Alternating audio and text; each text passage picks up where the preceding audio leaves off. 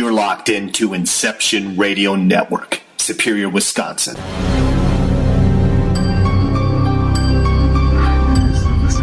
You're tuned in to NightVision Radio. You're locked into Inception Radio Network, Superior, Wisconsin.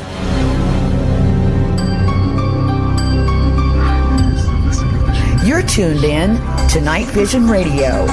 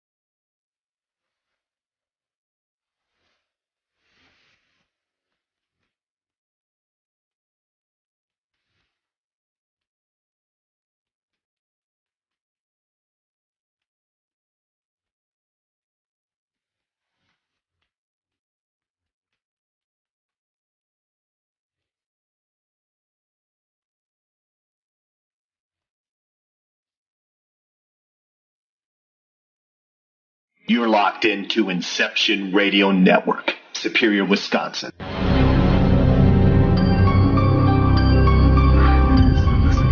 You're tuned in to NightVision Radio, exposing the truth, one secret at a time. Prepare yourself as we explore the shadow worlds of suppressed history, secret knowledge, forbidden religion, and shine a light on the conspiracies to keep it all from us.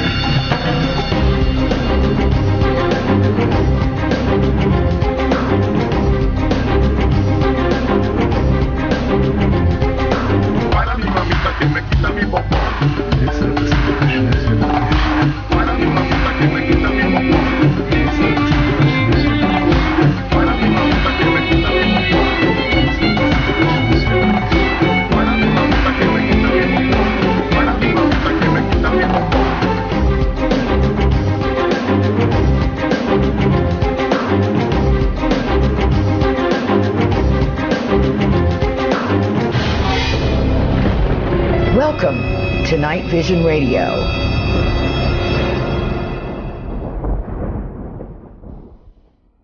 Good evening, everybody. Welcome to NightVision. I am your host, René Barnett. Thank you for joining us tonight for what is going to be a really not only fun, but, I expect it to be an uplifting show.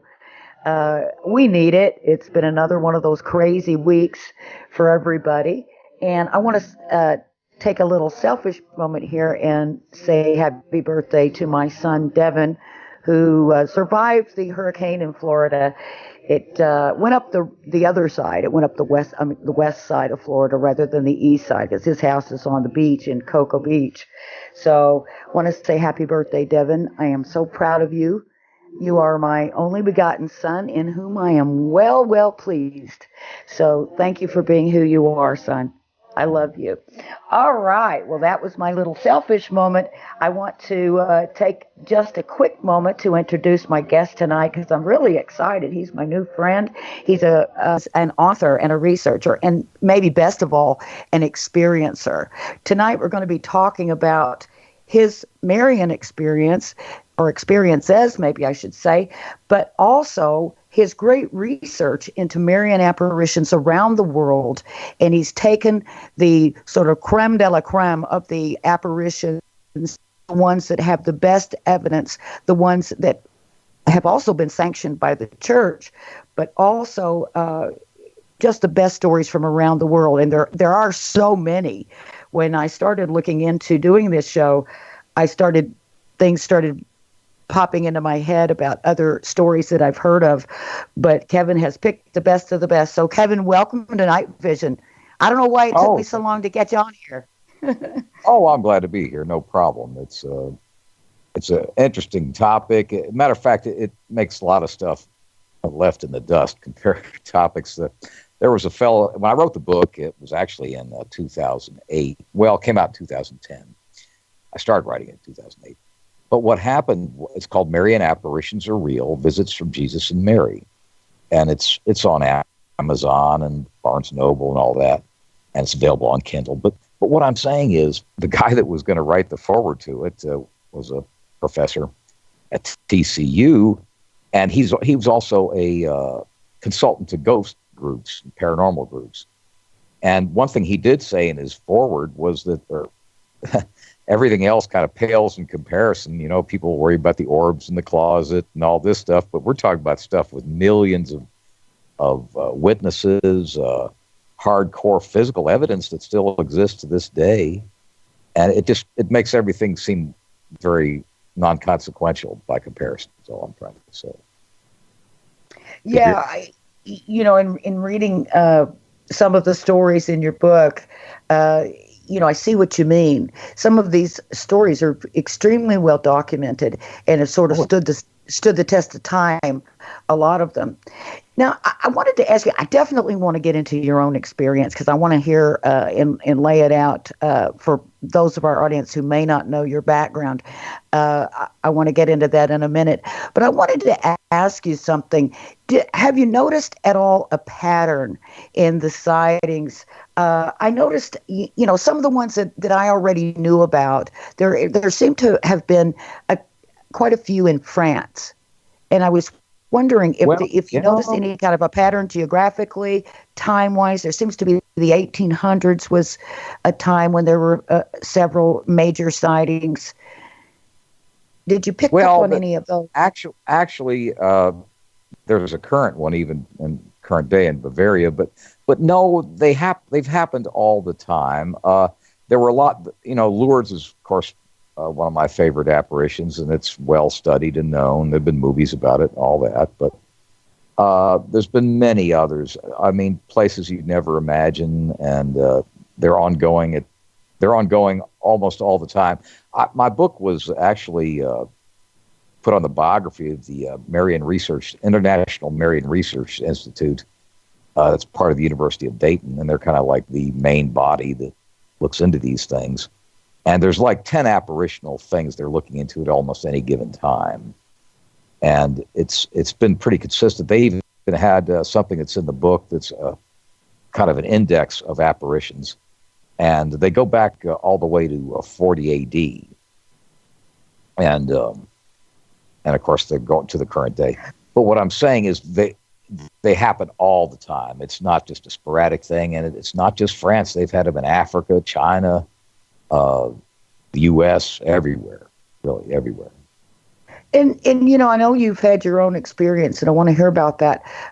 But do you feel like that most of the experiences that are had out there, most of the sightings or these events, just happen to ordinary people, and maybe they keep it to themselves, or the word doesn't get out. Sometimes, yeah.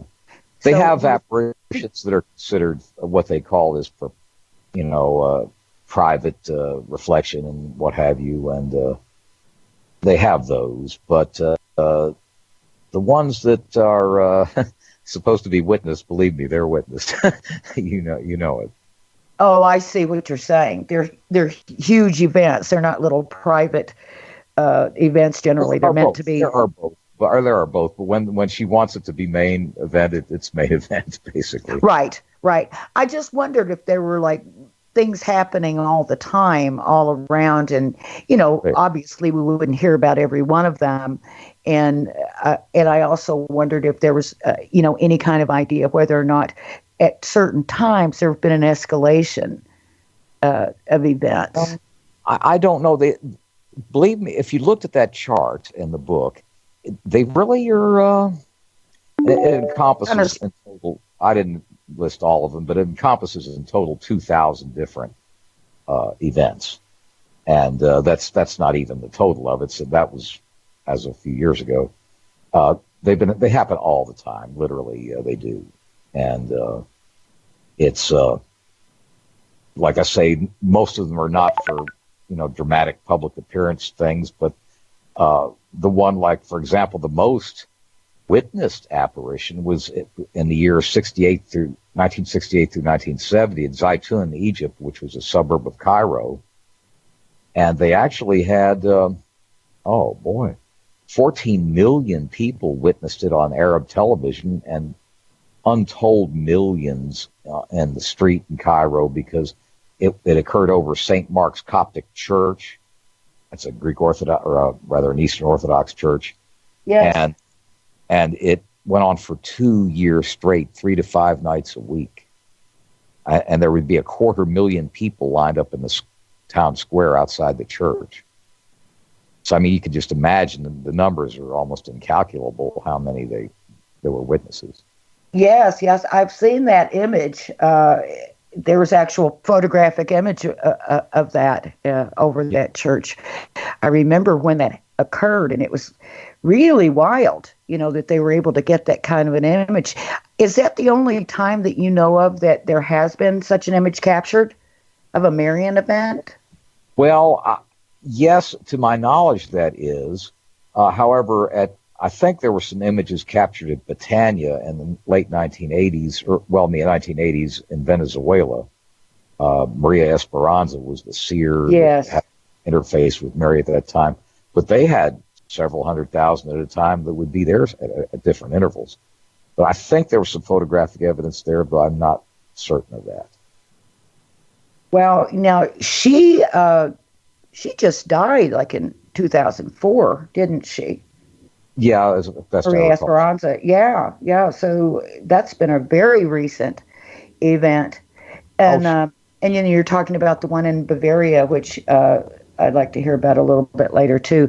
But do you mind, Kevin, talking about your own personal experience? Now, you weren't a guy that was going and looking for a Marian experience, were you?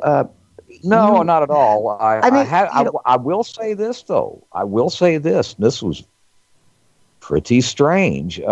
See, I was at the time, I was prior to converting to the Catholic Church in 2004. I was an Anglican, which is not, it's kind of close to Catholicism, not really, but it's closer than some other Protestant denominations. Sure. And it was like I was pulled into it. I mean, it was like the Virgin Mary was everywhere, and it was in other words, it was like little pushes I felt, and it was like everywhere I turned, it was check out the church. So I finally said, all right, I'll do it. And I proceeded to go through the RCIA program, which is initiation of adults from other denominations. And it was a very, moving experience, but the real thing that really kicked it off into writing the book, like I said, I'd been a Catholic for several years before 2008, of course, but I was up in upstate New York looking for property to just move up there.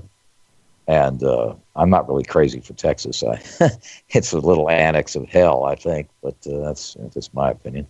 But it is. But I like upstate New York. And what had happened is I looked at the property, and I was going to fly back out of Albany to Texas on a Thursday, rather. So on Wednesday, I decided I'd be close to the airport and just stop at nearby town and just drive in easily, Thursday morning to Albany.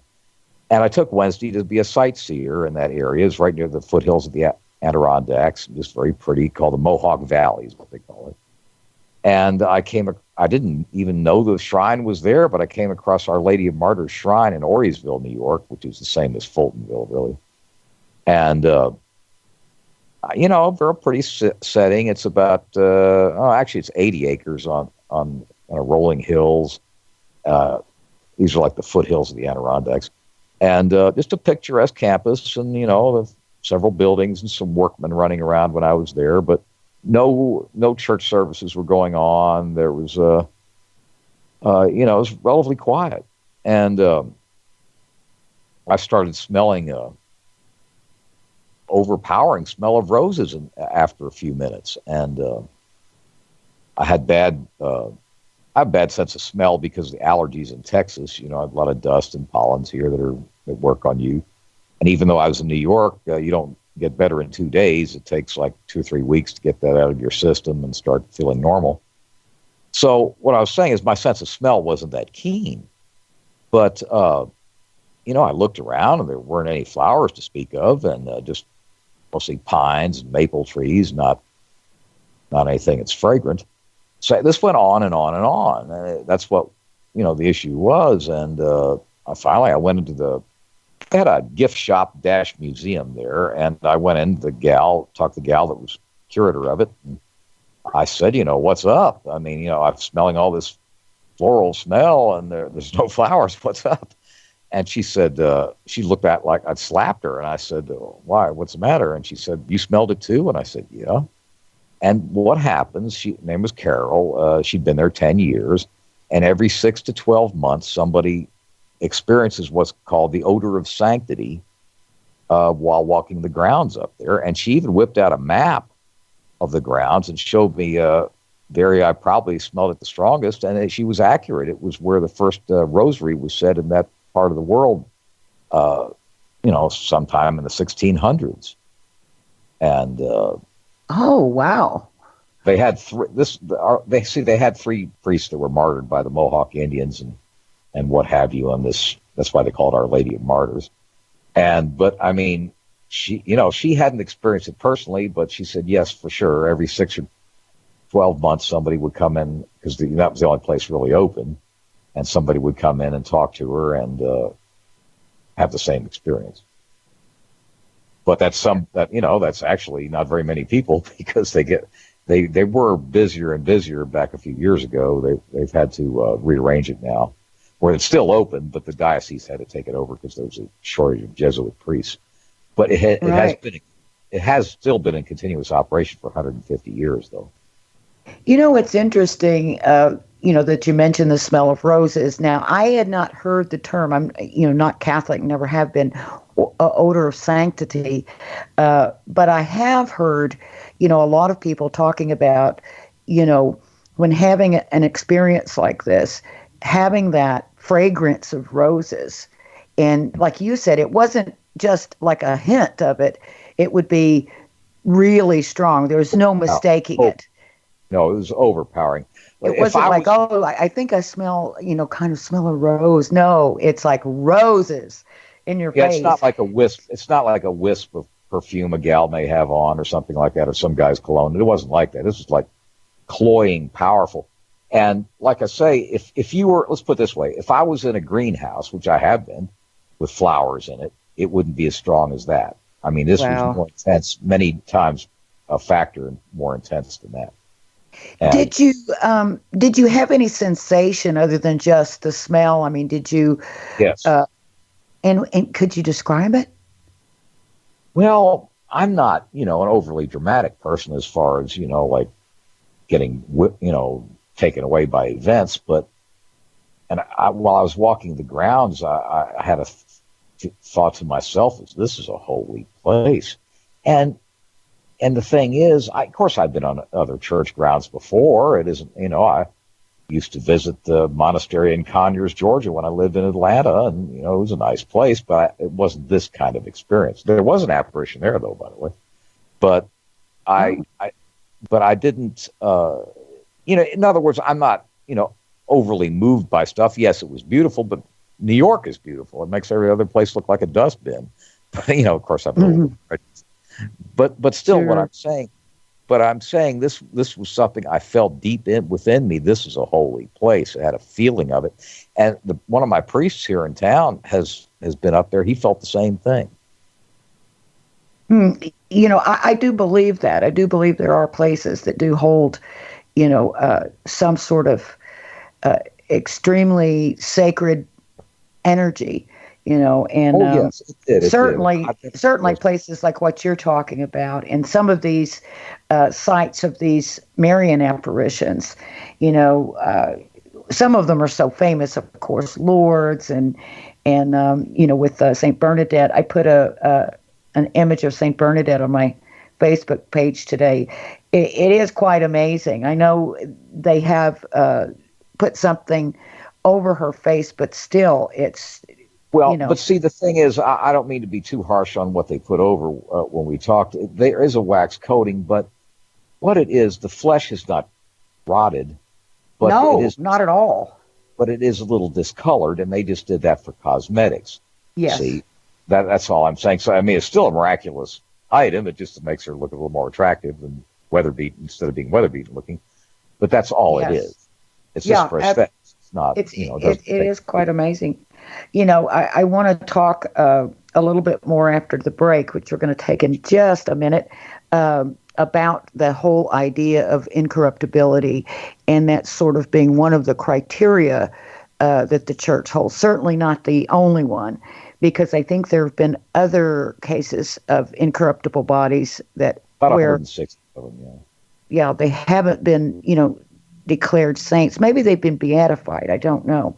But anyway, I had an experience where I sort of stumbled across such a place, and believe it or not, in Cicero, Illinois. And I'll tell you about it when we come back from the break. We're going to take a quick break right now. And when we come back, more with Kevin Cook, his Marian experiences, and the great research he's done into the global Marian sightings and Jesus sightings around the world. So hang in there with us, and we'll be right back. Welcome back to Night Vision. If you're just joining us tonight, we have Kevin Cook with us. He is an IRN radio host of the Kevin Cook Show, which you can hear I think it's Tuesday at 9 p.m. Central. 9 p.m. Eastern. 9 p.m. Eastern. 8 p.m. Central. Right. And you can hear him right here on IRN and some other places. Go to kevincookshow.com and you can see how you can listen to the show, also how you can buy the book, and a little bit about what Kevin does. Now, we've been talking about Marian sightings, and we were talking about St. Bernadette just a moment before. And St. Bernadette, as a lot of people know, was well known for her sightings, her Marian sighting experiences in Lourdes, and which is known as a curative spot in the world. And she is, she's not interred. She's in a glass case in Nevers, France, and her body has not decomposed. And that seems to be the case with some of these people who have had these experiences and who have later been declared saints. But I had this strange experience. I won't take up too much time on it because I want to hear more about your stuff, Kevin. But I was in Cicero. Well, I lived in Chicago, Illinois for a short period of time years ago. And a friend of mine and I decided to drive out to Cicero and look for the grave of Al Capone, because we knew the cemetery. It's called Hillside Cemetery in Cicero. And we went out and we walked around, and we did find Al Capone's grave. And so that was like, okay, there we go. We found it. And as we were leaving the cemetery, we were drawn to this above ground crypt, and there was a picture and a statue of a bride atop this crypt. And we went and looked at it, and it was the grave of a woman who had died. As she left the church after being married, she went to get in the car, she hit her head and died. So, of course, being in church, she had just received the sacraments. She had just experienced Mass as they do at Catholic weddings. And so I guess that was sort of a purification of her just immediately before she died. But after she died and was buried in the ground, her parents started feeling as though their daughter was crying out to them from the grave and saying, why did you put me under the ground? I never wanted to be under the ground. And so they worked for and applied for and got permission to exhume the body. And I think it was about 8 years later. And they had this above ground crypt made for her instead of her being underground. And when they brought the casket up and opened it, she was in perfect condition, lying there in her wedding gown. And so they made a note, they called the church, they closed it back, and then later they went back again and looked, and her body, a few years later, was still that way. I'm sure, and I know I've done this, you can actually Google that, Hillside Cemetery in Cicero, Illinois, and Incorruptible Bride, and you'll see it. It was an interesting story, but I never heard much about it from anyone else. No, I hadn't heard of it before myself. But there have been about 160 saints from the church that have been incorruptible, found to be incorruptible. And in terms of the church, what does that mean? I know there are other there's a bigger checklist for things that have to be met. Miracles have to be experienced and things like that for people to become saints. But once they've discovered that there's an incorrupted body, does that in itself carry some sort of, sacredness or sanctity? Well, it not really officially. It doesn't. There's kind of a torturous process to become a saint or be considered a saint and canonized. You first you're beatified and all that. But what I'm saying is that, say that bride, for example, she wouldn't necessarily be a candidate for sainthood just because of the, even though it's miraculous, yes, because of the, incorruptibility. But they have had, at the same time, like I say, about 160 priests and other people that led saintly lives and so forth, that mostly were canonized as saints. But, it could happen other than the formal group that works in the church, too, like, say, that bride. What I'm saying is this particular field is not as structured as some other things. Yes. It's not.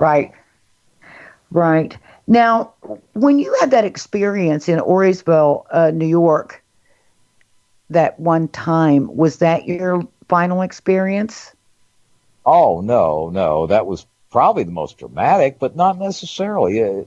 Some of the others have been kind of more of the reassuring kind of coincidences. I feel mostly, not always, but for the most part, the odor of sanctity and roses associated with Mary. But yes. I experienced something I go to St. Elizabeth Ann Seton Church here in Keller, Texas, which is a suburb of Fort Worth.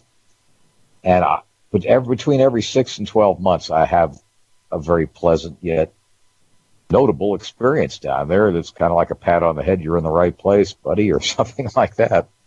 And the first time when I was going through the studies for the RCIA program to become a Catholic from, the Protestant denomination, first time I went to Mass, of course, you don't take Mass till you're absolutely confirmed in the church at the end of the several-month process. But what happened was I crossed myself with holy water on the way out, and I felt an immediate chill the first 2 times I did that. A strong, powerful chill through my torso. It wasn't, my imagination, it just happened. And I mentioned that to the deacon who was running that program and teaching us, and he said, it happens all the time around here. In other words, many of these small miracles in the church, there should be another book written on those. because a lot of people have them, especially when they go through the RCIA program and become Catholics. It's kind of like a reassurance you're in the right place, if you will. And of course, I still get them after all these many years, but I've mentioned that to the priest, and they said, it happens all the time. There's a whole lot of phenomenology. What I'm saying is it's not normally well known, but it does happen. That's what I'm trying to say. Yes, yeah. Well, there definitely is a very mystical quality about the Catholic Church, I must say. Now, in studying all these different events, these different Marian sightings around the world and across time, did you feel particularly drawn to one of the stories more than any of the others? Do you have a favorite, I guess I'm asking? Well, I guess I've got two favorites. One of them would be Lourdes, because I just, for some reason, have always been drawn to it. I think I did see a movie about it in my youth. And, yes, the song of Bernadette. Yeah, absolutely, and yeah. I guess somehow that was the first seed that was implanted in me about Catholicism. But I was always very interested in that and Fatima.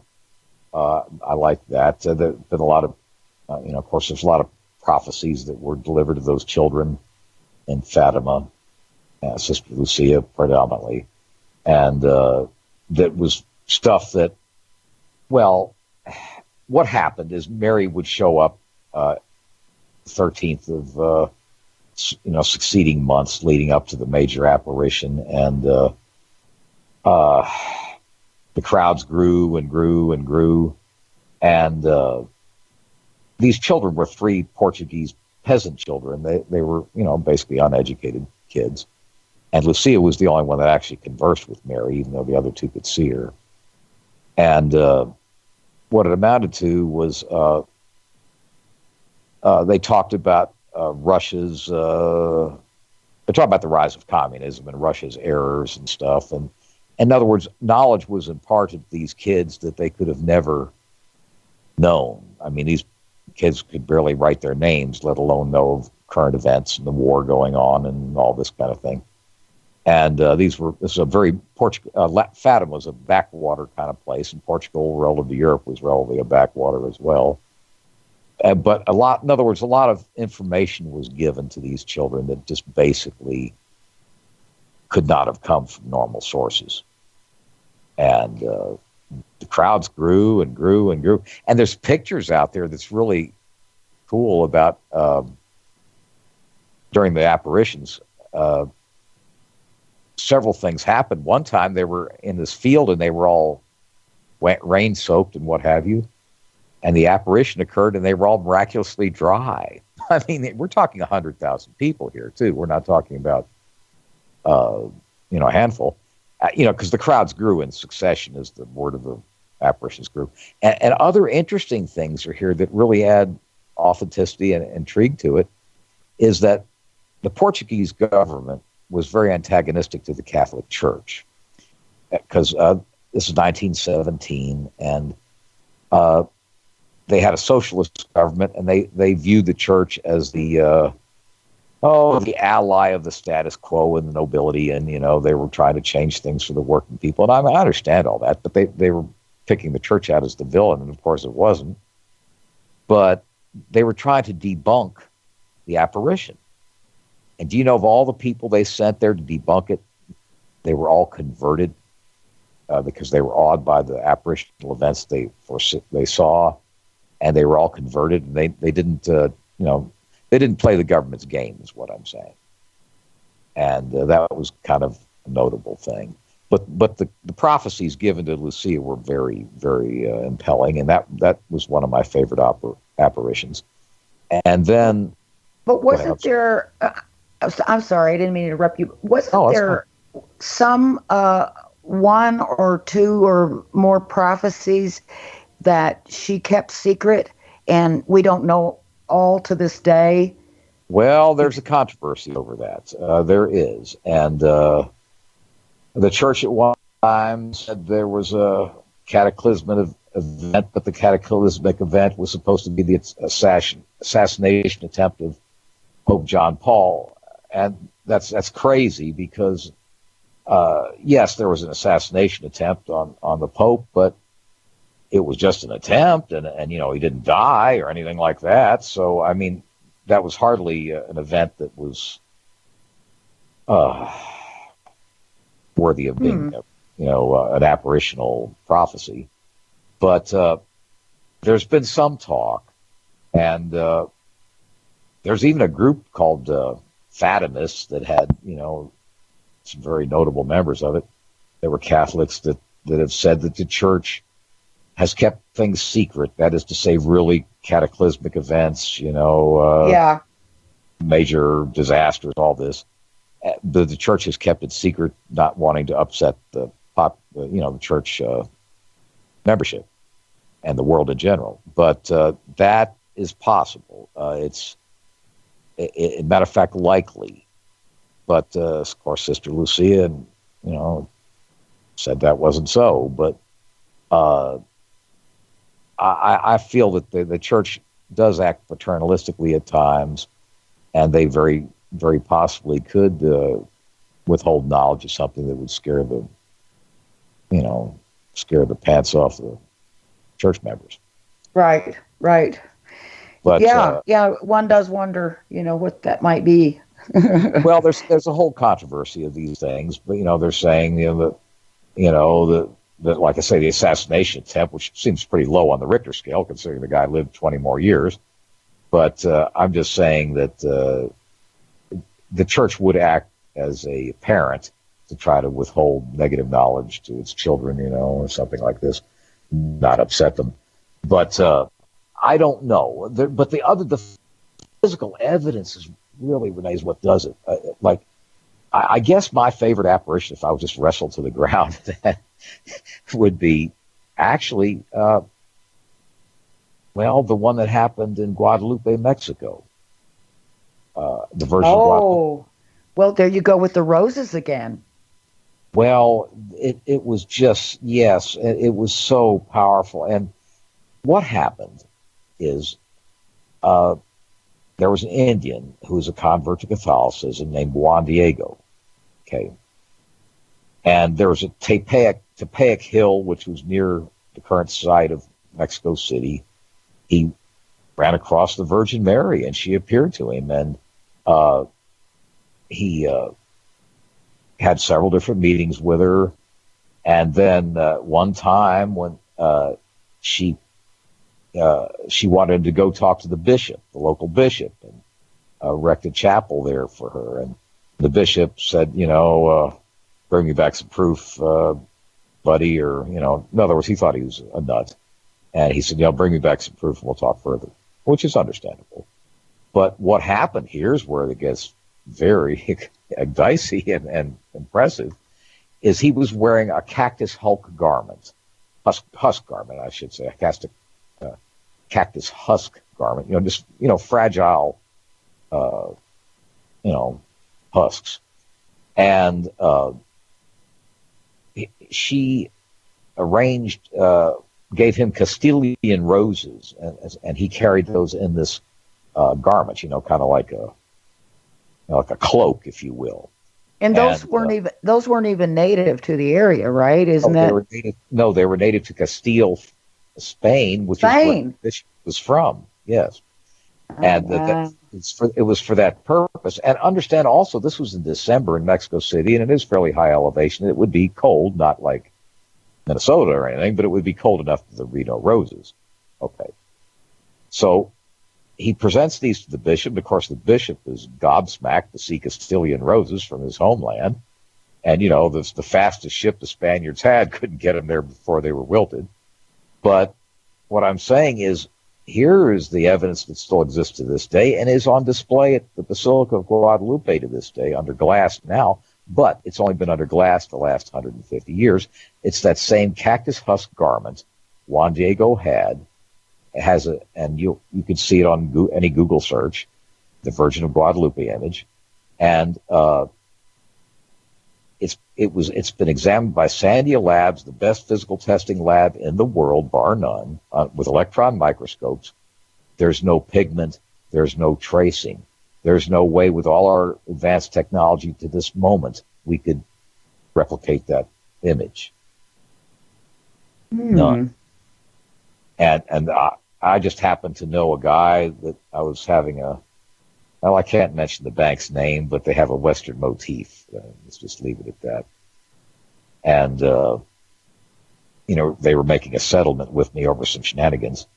And I happened, and they've also been in the press lately on shenanigans too. But at any rate, this guy was from Albuquerque, and he knew I was writing a book on Catholicism, and he was a Catholic, and he had actually known engineers from Sandia Labs that had examined this shroud under electron microscope. So it wasn't first-hand knowledge, but second-hand knowledge, because they were his neighbors.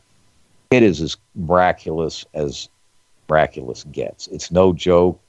All the, physics professors that are walking around from here to Caltech couldn't deny the validity of the evidence. They could not. It is a image that cannot be replicated with scientific means to this day. And here's something just as miraculous. If you and I took some cactus husks, put it in a shoebox, put it in a closet for 10 or 15 years, it'd be dust. Dust. The same. I mean, think about it. You know how fragile. Yeah, sure. This has been in constant church custody for 500 years. Wow. And I know when we were talking about it off the air, I was, mentioned it reminded me of the Shroud of Turin, but you said that this is even more of an amazing image than the Shroud. Well, it is because, it is because of the duration of them. The Shroud of Turin has not been made as available. It has some, but not with the ease of availability as being in Mexico, where our scientists can just run on down there and all that. I mean, the Shroud of Turin, yes, has been examined, and that's a miraculous item as well. But what I'm saying is that this has been studied a lot more because of its availability, and also, there's just a lot of things to it. Once again, the physical properties of it itself, where it hasn't deteriorated, like I was saying, for the first 350 years, it was exposed to smoke, heat. Mexico would be hot and cold and this and that, and even survived smoke in the church and everything else. And it's in relatively pristine shape, and you could go down there and view it right now, or else look it up with a computer and view it, by that mechanism. And there's no way it should have survived as material that long. Not 500 years, no. Not even faded. Wow, that is so wild. I read that was the most visited pilgrimage site in the world. 20 million a year. That is amazing. And I had a show recently. This is a little bit of a departure from the apparitions, but just it's a similar thing, is that Eucharistic miracles are just as well studied. Where they'd have like the wafers, the communion wafers that would turn red with blood in them. And yes. They've been studied galore, and it's always AB positive, and it's always blood from someone that was going through physical stress. And this has happened time and time and time again. And this is actual living tissue that has not been like, it isn't like you had some blood and you just slopped it on a wafer. No, this is coming from inside the wafer. There's no way for this to happen. I just had a show on that about 3 weeks ago. But I mean, in other words, this is hardcore physical stuff that, the best physicist from MIT would say, yeah, you got it. I think, Sandia Labs hires the best, bar none. Well, sure.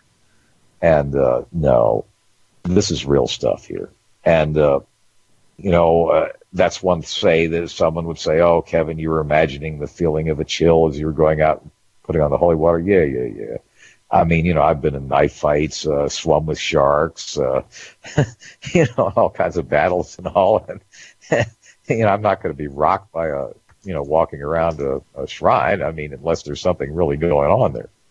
I mean, pretty's one. You can go pretty, go to Roanoke Valley in Virginia or Shenandoah Valley, and it's pretty. But this like we were talking earlier, had a feel that was totally different than just being pretty.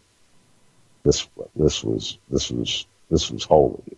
And it's a specific field that is unique. It really is. Wow. Well, that's really wild. Some of the more recent sightings that I remember not when they started in Medjugorje in Bosnia, but later on. And I know that according to the church, I think the original sightings they are very, very interested in and believe those are authentic. But then later, some of the things that sprang up out of it, I guess, people were probably making it into a cottage industry or something. Well, I know what you're saying. There has been some question of that, but then now the church seems to be going the other way with it. I mean, the local bishop in Medjugorje was negative on the apparitions for a long time. And some people have brought up the issue, golly, it's been going on for so long, and most apparitional events are pretty short, I mean, if I remember correctly, just about a 6 or 7 month interval for Lourdes. She would come every 13th of the month, if I remember correctly. But it didn't go on for multi years. Now, the Britannia did go on for several years in Venezuela, but nothing like the 30 years Medjugorje has been going on. Yes. But the latest trend in the church is actually very much in favor of Medjugorje. So, I mean, I don't know. The church is terribly laborious in its approval of these apparitions. I mean, the one in Wisconsin, Our Lady of Good Help, was approved after, oh my goodness, years and years and years, decades and decades, and you're figuring, great Scott, what's the deal here? But the church just takes its time. It just does. Yeah. I can't explain the exact. Well, it's just, I think it's very similar to academia in other fields like archaeology and science. It's a lot of times the information is out there a lot longer, a long time before it's actually accepted because, they have such strict guidelines. They can't, call it until they're absolutely sure. So it's probably something like that. They don't want to declare something and then have it, come out later to be a hoax, exactly. and then, paint the other real sightings, the real events with the same brush. I mean, I think that happens a lot in just about every area. The hoaxsters and the frauds will, sometimes paint everything in that subject area with a bad light. And I'm sure that's why they're practicing an overabundance of caution. Sure. I'm sure that's it. They have had one Bayside, New York, in the 70s or 80s that was found to be a hoax. And there's that in the Marian Apparition, the International Marian Research Institute let me use some of their index in the book as far as the sightings. And what it amounts to is only 13 have been approved by the whole church. There's been more that have been approved by a local bishop who will call it what's considered worthy of devotion. That's, in other words, the whole church, didn't rule on it, just the local bishop necessarily. So but of all those, any kind of church nod towards its authenticity, you're talking just, a couple dozen out of a couple thousand. So they're painfully conservative in what they approve. They are. Yeah, absolutely. And now I did read that, as you said, they do take seriously the original sightings. I'm not sure how far those extended, the original people, but I think it was just the later ones that they're now questioning, which, maybe they should. But well, it has gone on for quite a while. It is kind of, now, it's just kind of strange. Yeah, it is kind of strange. And, we've talked about, I asked you, earlier on, I said, there seems to be a lot of experiences like that, especially surrounding, Catholicism in France. We had Bernadette, and then Our Lady of La Salette. Yes, was another story from France. Would you share a little bit about her? Well, let's see. and that's not one of my. I wrote a chapter on it. Well, it's not. I'm not saying it's anything negative towards it, but it's not one of my more commonly studied ones. But there was actually. This was in the 1800s, also. Right. Which seems that Catherine Labour was connected with a miraculous medal. That happened in Burgundy, France, in 1806, and she I'm more familiar with that one actually, but she was actually. What year was that? Was Catherine? She was born in 1806. Oh, Catherine, okay. in Burgundy, France, and she became a sister, and she actually had an apparition of Jesus and an angel, and eventually the Virgin Mary. And the Virgin Mary said, "My child, the good God wishes to charge you with a mission. You'll be tormented until you've told him who is directing you. Tell with confidence all that passes with you. Tell it simply." In other words, she's basically telling him to go describe what you saw, and that she saw the Virgin. And this went on, and actually there was it's what's called the miraculous medal. It's an image that the Virgin Mary gave to Catherine Labour to have a medal struck with that image. And I've got one over, about 3 feet from me. And basically, the Virgin Mary also, what she will do is come to your assistance in different issues. And that was essentially the apparitional background of the Catherine Labour's. Now, La Salette happened in 1846, and in the town of Corps, like Marine Corps, right, in the French Alps.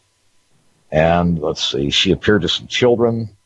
Now, that one thing about it is, she's appeared to others, but she likes appearing to peasant children. Children, yeah.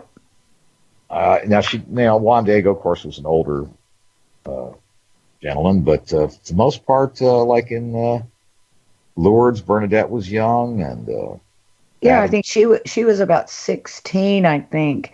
And it's funny that you mentioned the Our Lady of Guadalupe story, because that is what struck me when I was reading your book. I thought, oh, it's a guy, and I had forgotten the story. I remembered the deal about the roses, but I didn't remember that it was a man that she had appeared to that had the roses in his sort of cape. I for some reason I remembered it differently, but it did strike me because it does seem like she does like children. A lot of times it seems like they're girls, but not always. Certainly not always. Well, it's really striking, and I guess, of course, she's perhaps drawn to their innocence or whatever. But now, understand at Fatima, because the government was antagonistic, they try to put all kinds of heat on these children to recant their story and this, that, other, and try to threaten them. And of course, they didn't back down. But what I'm saying is, the government was completely thwarted because, like I say, they sent journalists in there that were to write a slamming piece on it or whatever, a debunking piece, and they all came back converted. So that I was kind of happy of that. But there's been so many of these. It's now the one in Bavaria is under study now, and as slow as they are, I may not live to hear the results. We may not be around to see that one. But I wanted to ask you a quick question before we go to break, and then I do want to talk about Bavaria because it is ongoing, and sure. I also want to talk about other things that may be going on that you've heard about continuing. I guess we could call them miracles. I think. That's what else could we call them? But in the chat room, folks, at irnchat.com, if you want to take a peek, I posted a picture that I found on the internet of the Fatima sighting. And I wanted to ask you, Kevin, if you know if that's a genuine photograph. It's a photograph of a huge crowd of people, and you can see the sun, and it looks sort of like it's doing some wild things. It sort of looks like it's spiral almost. Well, yes. That the sun did supposedly, move around the sky in an abnormal fashion. Yes, there were some kind of phenomenology towards it. What happened was the crowd was staring because, if I remember that photo, the crowd was staring, and that was about the time that their clothes dried out, if I remember correctly. But there was. It's an amazing image. If that's a real image, that is absolutely amazing. Some of the photos I've seen have been people were staring in absolute awe and like their jaw-dropping awe at whatever they were staring at in the sky. I didn't get a picture of the celestial object, but the people's expressions at. Yes. Yeah, and that's kind of hard to fake. It is hard to fake, and the thing that's kind of asinine is people will say, "Oh, it was a UFO." Oh, come on! I mean, most of these. What I was wondering is that not a UFO, but was that really the sun, or was that the apparition, and they just it was so bright they thought it was the sun? Now that I don't know. Yeah. In all honesty, I don't know. It looks but quite so amazing. many people I've talked to when I've done interviews say, "Oh, that was a UFO." Well, come on. Now at Britannia they did have celestial experiences like that where the sun was seen to dance in the sky and stuff, but that they didn't see flying saucers, if you will. And most of this phenomenology is the Virgin Mary's talking to you, like standing right next to you. I mean, it's not, like Bernadette. It's not like she's arriving in a spaceship with ray guns or something. And all I'm saying is there's a tendency in this field to try to. So UFO obsessed, try to throw UFOs into all these different issues, and it doesn't apply. No. Right. I think people are trying to rationalize an explanation, and some people are so into the UFO field. A lot of people are that they do have to do the UFO test, I think, make sure it's not a UFO. But anyhow, we're right down to time for another quick break. And when we come back, let's talk about what's going on right now in terms of Marian sightings. And also, I know you wrote about some Jesus sightings in the book as well, and I'd like to talk a little bit about that. Sure. But before we go to break, I want to remind everybody to go to Kevin's website, and it is kevincookshow.com, and have a look, order the book, and you'll see a lot more information there about what Kevin does. So go there, and when we come back, we'll have more with Kevin Cook. Hey, thanks for hanging in there with us here on Night Vision. If you're just joining us, I'm your host, René Barnett. With me tonight is Kevin Cook. He is an IRN host of his own show, The Kevin Cook Show. Also, you can find out more about him if you go to kevincookshow.com. So check him out and listen to his show on Tuesday evenings at 8 p.m. Central, 9 p.m. Eastern Time. Now, we've been talking about Marian apparitions, and a lot of these, not all of them, have been in the distant, in the near distant to the far distant past. But there are those that are going on right now, even as we speak. So I know you're talking about one that is being investigated right now by the church to figure out whether it's a legitimate miraculous sighting. And that's in Bavaria. Could you tell us a little bit about that story? Well, there's not much that's been divulged on it to this point. There have been a couple oddball things that I've read on spiritdaily.com, which is a, kind of an updating source that keeps you up, gives late-breaking news, if you will. But what's happened is this guy's a seer over there. I don't have his name right in front of me, that with all the details, but it's in a rural area in Bavaria. And what happened is he's had several different events, kind of like the Medjugorje thing, where he's ostensibly having an apparition of the Virgin Mary, and she's talking through this fella. But here's what did happen, is that there recently, about 2 weeks ago, there's about 1,000 people in attendance, and hundreds of them experienced the odor of sanctity at that event, similar to what I experienced it in Orriesville, New York. And people have at other Marian apparitions, Batanya's and others. And but they experienced it in mass, like all at the same time. There was a lot of people at the same event. Yeah. Ooh, that is interesting. And also, there was another bit of phenomenology that happened there. Is there were some demons that were supposedly working through people and trying to curse and carry on, and Mary shut them up, supposedly. I mean, I don't have all the 1, 2, 3 details of that, but it was on spiritdaily.com. But supposedly there were some events where people were bothered by demons, and demons were talking through them, and Mary got rid of them. And there's an antipathy between Mary. There's imagery in the Bible about how the woman will crush the devil's head and this kind of thing. Some antipathy with her and Satan, and there is. And the feedback from exorcists is that I can't explain the why of it, is they're terrified of the Virgin Mary, and I don't know why. I mean, the demons? Yeah.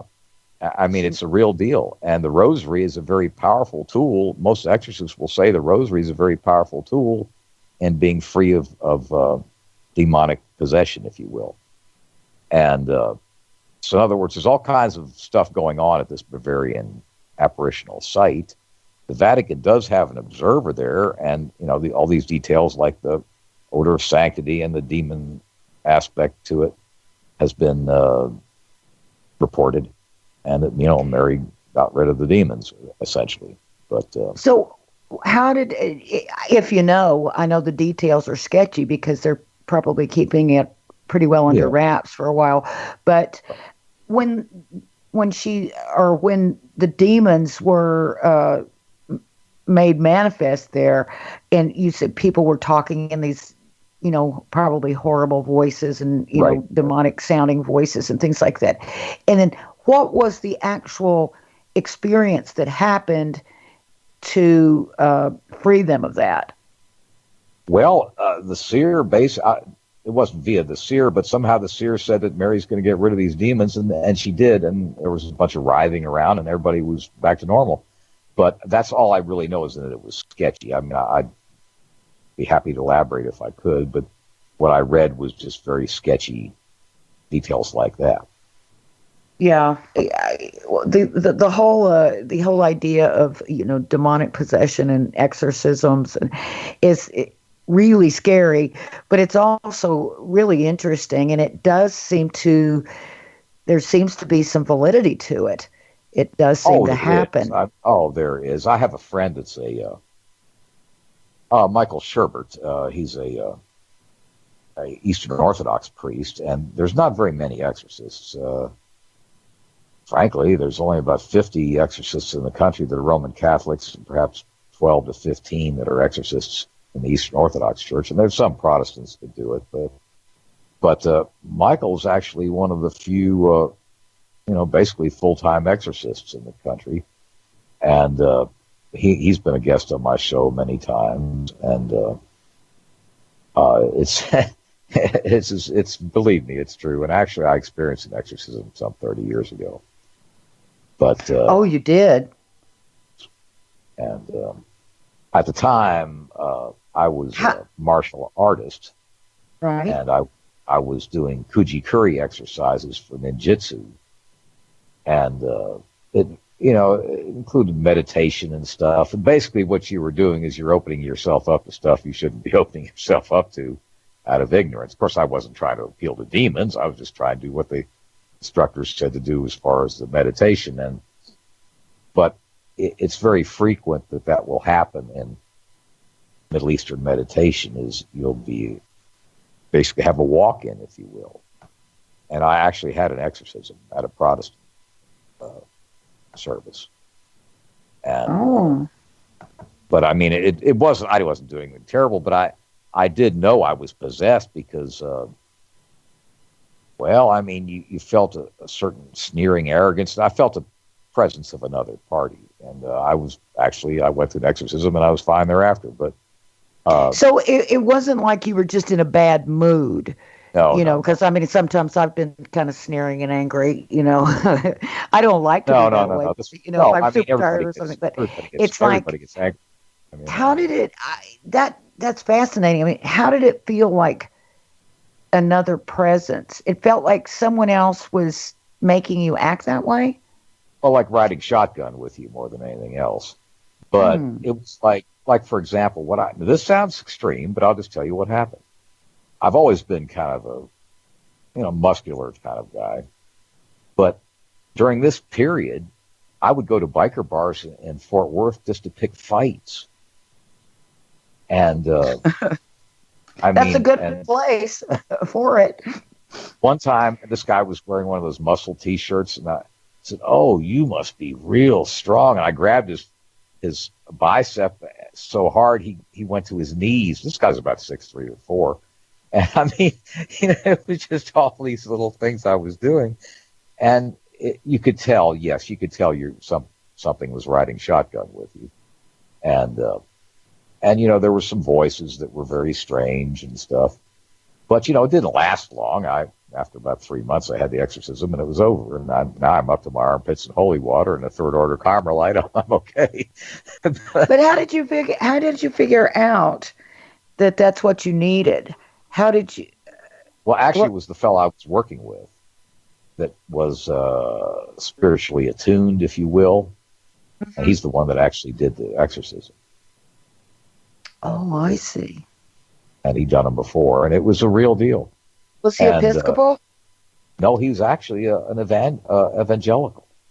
But, I mean, it was a strange experience, and like I say, it just happened. It wasn't anything you set out to do or anything, because I was innocently, studying the martial arts. I wasn't thinking about anything demonic or anything. Right. But that's why the church gives warnings to be careful what you fool with and not to mess with stuff like that, because, you're opening yourself up. There are demons. They're as real as all the rest of this. And you don't want to open yourself up to inviting them into your life and all that. And right. I guess the same reason, they say don't, play with a Ouija board as kids, because, it's not that you have an ill intent, but it's basically a portal that things can pass through. So. And actually, a Ouija board was the original, had original input into the Exorcist movie and the real story in St. Louis where that was based. That's right. And that case was actually a boy, wasn't it? Yes. I had some recollection of that, yeah.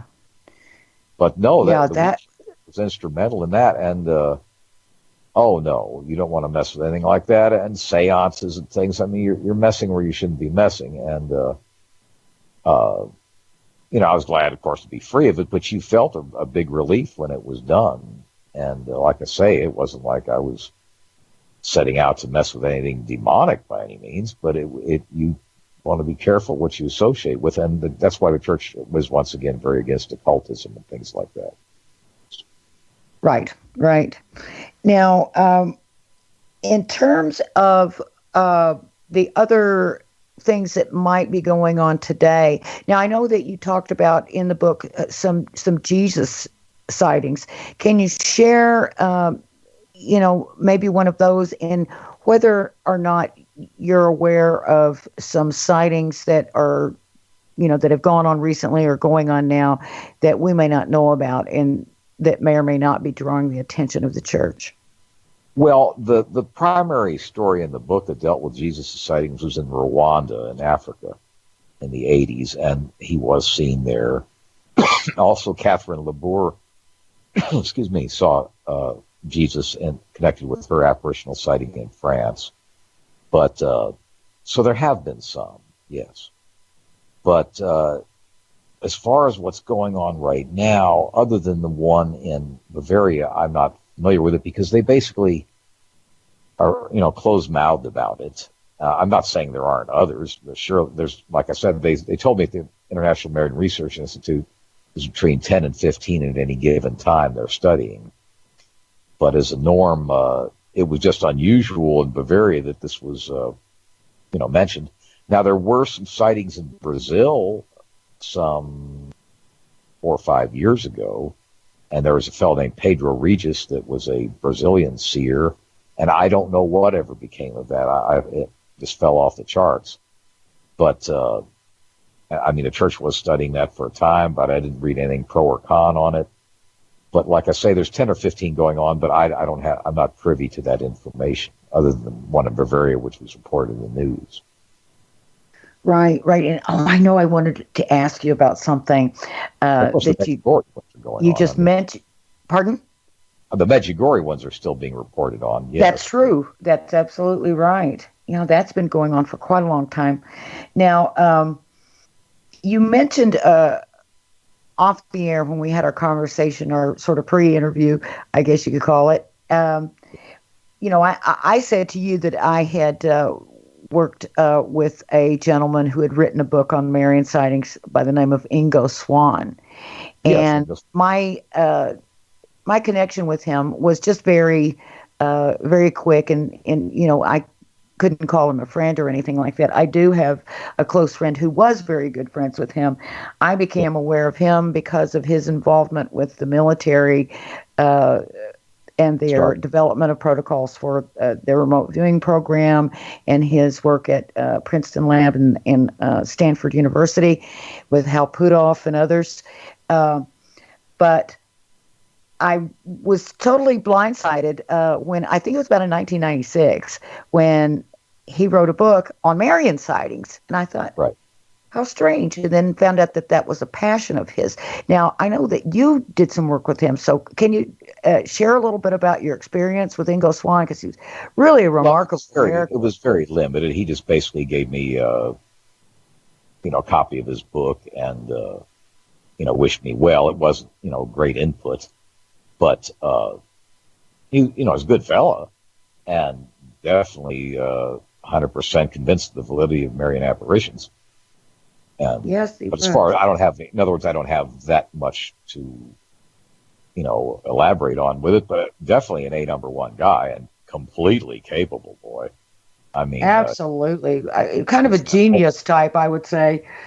Oh yeah, that whole program was based in Swan, and then that fell out to California. But of course, they trained others certainly. But I'm just now, Paul Smith, I had him as a guest on my show some. He's out of Austin, Texas, and he was president of the International Remote Viewing Association for a while.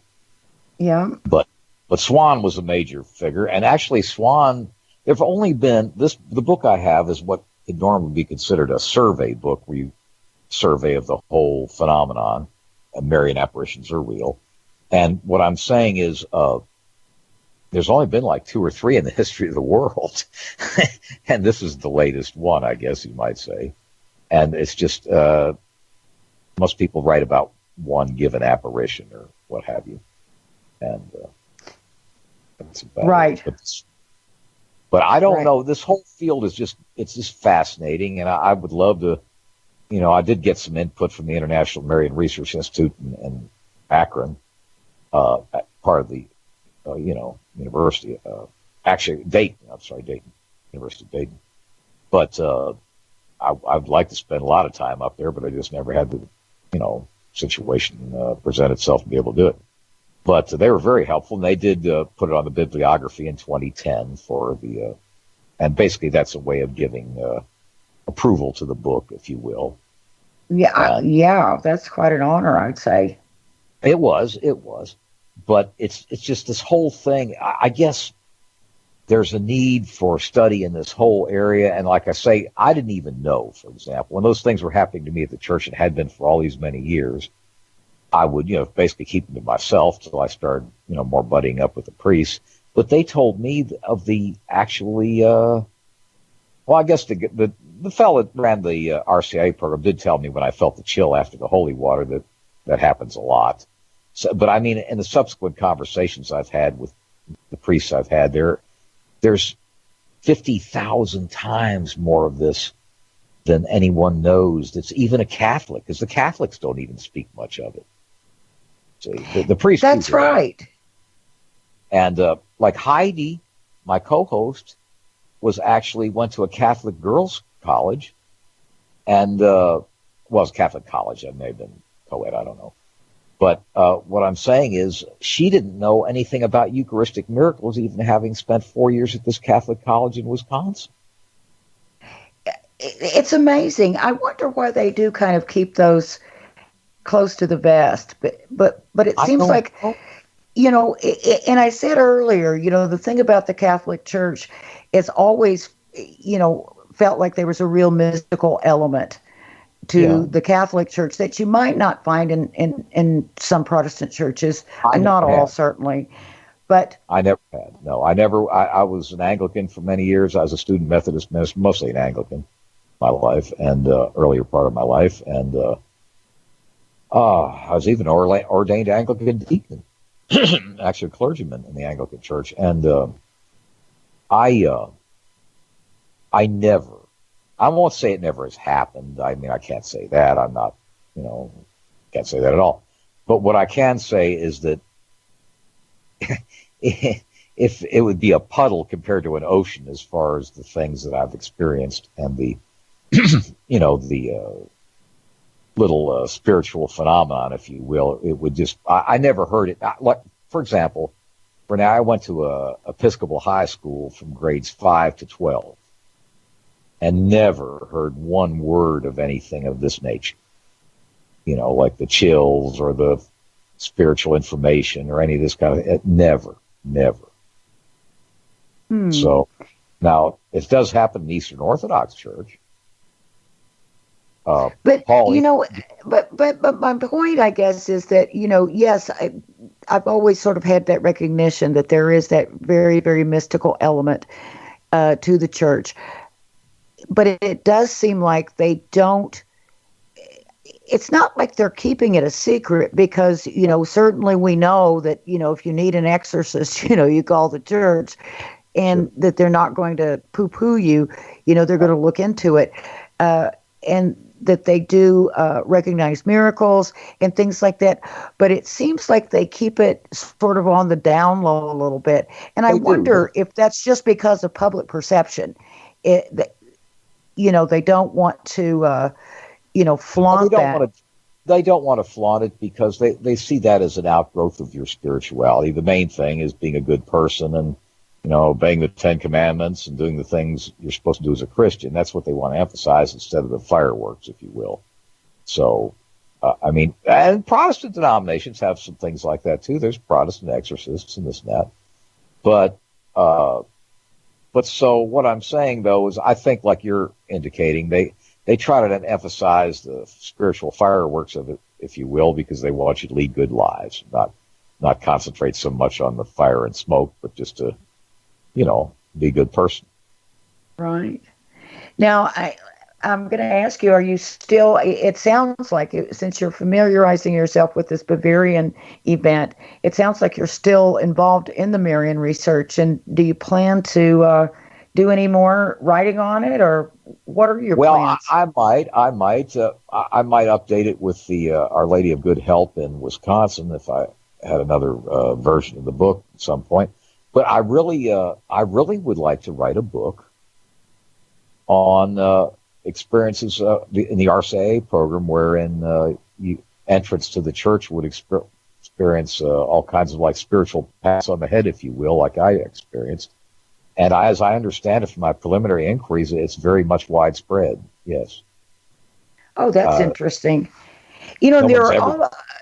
They're all, you were talking about Eucharistic miracles that, no one ever hears about. And, but certainly through history, not just Marian apparitions, but other sort of miraculous occurrences and other visions and things like that they're always, end up being connected to the Catholic Church somehow, or to the Roman Church back in the day, like, Joan of Arc. That wasn't really a Marian sighting, but certainly she had visions, and Yes. she became sainted, after her death. I mean, she certainly was, a pretty miraculous being herself to do what she did at her age and her gender at that time in history was absolutely never been done before. No. That's right. It was there's all, and I will say this. This is we're getting, I guess, to the end of the show, but the Lourdes ongoing miracle, really, of course, Saint Bernadette, of course, but they have the best medical board that has authenticated all kinds of cures. Ones that would just blow your mind. They've got remnants of crutches and wheelchairs that people have walked out of, and really first class, well documented stuff. And it's not done just to whitewash them all, make them all miracles. They look into them, and these are as well documented as you could get, and it's been going on for 150 years or better. So these things just exist, and I'm just happy to be associated with it. I really am. I've been led into it, and I'm glad I'm here because, evil old buzzard that I am, at least I'm trying to do the best I can with what I've been exposed to.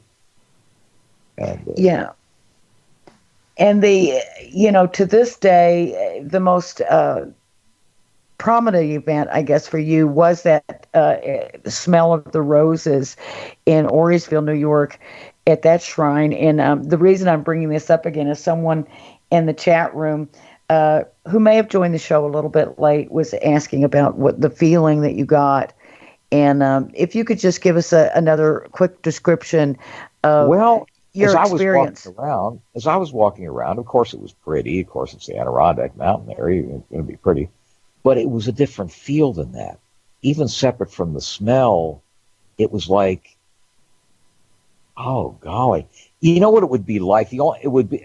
This was you knew you were in the presence of something holy, and in another vein, not in the same vein, but in a similar vein. Let's say you went to the Gettysburg battlefield, you could feel that this was a place where something really, not miraculous, but something momentous happened, if you will. But this was many steps beyond that. This was like, let's just say on a more prosaic level, if you went to the Lincoln Memorial, this would be really an impressive thing, say. This was many steps beyond that.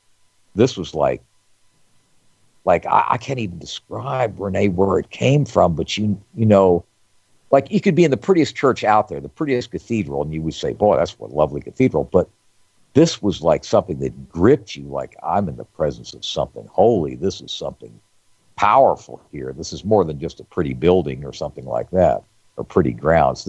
It's almost like I can't even have words to describe it, I guess. Was it humbling? Was it a good feeling? Was it peaceful? All those things. Very humbling, peaceful, and awe-inspiring is what it was. And like I say, I was trying to work a deal out, like, with the powers that be. I was going to try to say, look, if all this goodness is out there, let me just croak right here at the shrine and cut out all these preliminaries and go with y'all. But they threw me back in like a trout in the river. But but it was so, I'm not used to thinking in those terms, but I was serious. It sounds wonderful. And you know what? The music is rolling. So we've run all out of time. I appreciate you coming on, Kevin. So wonderful. You mentioned Heidi, your co-host, earlier, and she is going to be my guest next week. Heidi Hollis. We're going to be talking about the shadow people, the Hat Man, and all kinds of other strange experiences. So please. Well, now the book can be gotten at Marian Apparitions Are Real at Amazon or Barnes & Noble or any of that. And go to the Kevin Cook Show, KevinCookShow.com. Yep. Take care, everybody.